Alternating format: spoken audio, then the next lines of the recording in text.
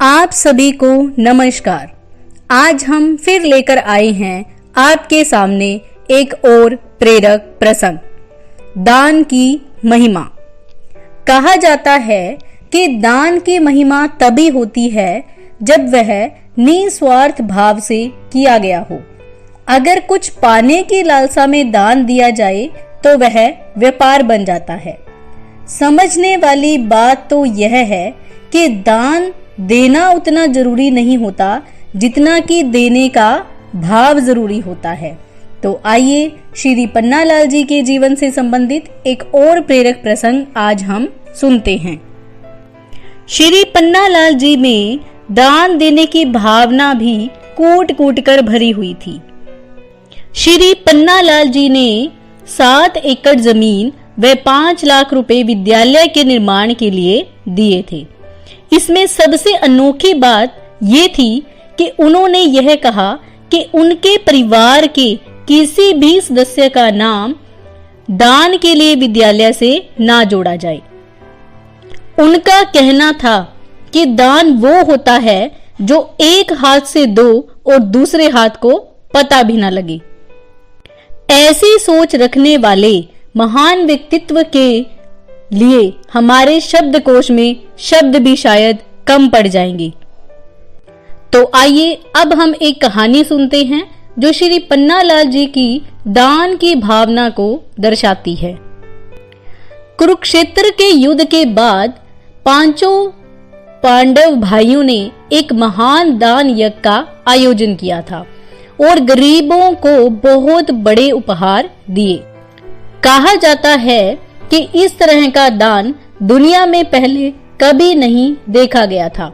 लेकिन समारोह के बाद वहां एक नेवला आया जिसका आधा शरीर सुनहरा और आधा भूरे रंग का था। वह नेवला समारोह में कहने लगा कि यह कोई महान दान नहीं है, आप सब तो झूठे हैं।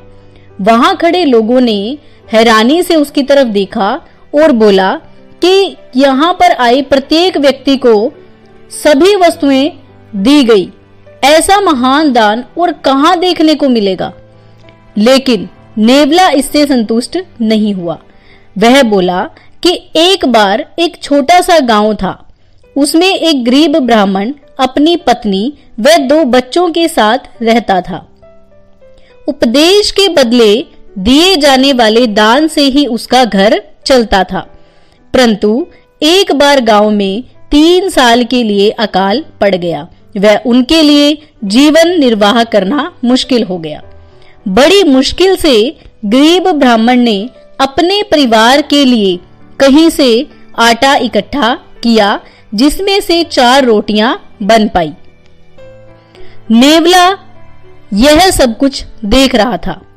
जैसे ही वे भोजन करने लगे तभी किसी ने दरवाजे पर दस्तक दी। ब्राह्मण ने दरवाजा खोला तो एक अज्ञात व्यक्ति सामने खड़ा था। उस व्यक्ति ने कहा कि मुझे भूख लगी है। ब्राह्मण ने उसे बुलाया व सारा भोजन उसे खिला दिया। उस व्यक्ति ने भोजन खाया व आशीर्वाद देकर वहां से चला गया और कुछ समय के पश्चात भूख से उन 4 की मृत्यु हो गई। नेवले ने बोला कि जब उसने उन 4 को मरा देखा तो वो घबरा गया। मेरे शरीर का कुछ भाग जमीन पर गिरे आटे के कणों से छू गया। जैसा कि आप सब देख सकते हैं कि मेरा आधा शरीर सुनहरा हो गया है। तब से मैं पूरे देश का भ्रमण कर रहा हूं, परंतु मुझे इस तरह का दानी व्यक्तित्व और कहीं नहीं मिला कि जिससे मेरा पूरा जो शरीर है वो सुनहरा हो जाए। नेवले की यह तलाश श्री पन्नालाल जी के व्यक्तित्व को देखकर पूरी होती नजर आती है। एक पुरानी कहावत भी है कि नेकी कर और दरिया में डाल, अर्थात कोई भी नेक कार्य करें तो वो पूर्णतः निस्वार्थ भाव से ही करना चाहिए। एक और विशेष तथ्य जो सामने आता है वो यह है कि जिन संस्थाओं को भी लाला जी ने आर्थिक सहयोग दिया उनके साथ किसी भी चित्र में उन्होंने अपने आप को सामने नहीं आने दिया, जैसा कि वर्तमान समय में हमें देखने को मिलता है कि अगर कोई व्यक्ति नेक कार्य भी करता है तो उससे पहले ही उसकी जो जानकारी है वो मीडिया या अन्य माध्यमों के जरिए सभी तक पहुंचा दी जाती है। यानी दान देते समय भी निश्चय का कोई ना कोई स्वार्थ उसमें छिपा होता है।